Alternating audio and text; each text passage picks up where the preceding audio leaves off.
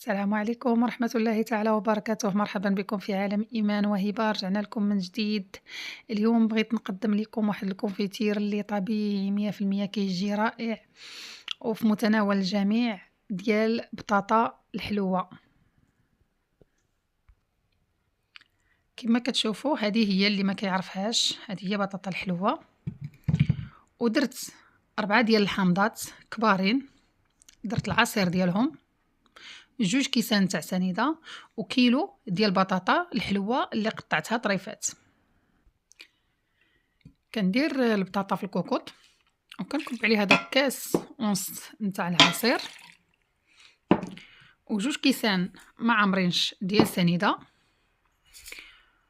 وكنخليها تقريبا شي ربع ساعه حتى كتلق ديك الميها ديالها، وكنردها على البوطه هي على نار مهيله. هذا هو الكوفيتير ديالي، انا رديته يطيب، دابا بدا كيغلى، راني ندير على نار مهيله وغادي نخليه ان شاء الله حتى غيطيب ونرجع معكم. الكوفيتير ديالي بعد ما وجد، صدقوني راه كيجي زوين صراحه الله. هذا راه الاختيار ديال الوالده ديالي، دارته عجبني صراحه الله، ذوقتني منه ما عرفتش ديالاش. حتى نتوما اللي ذاقوا عندكم راه ما غيعرفوش ديالاش.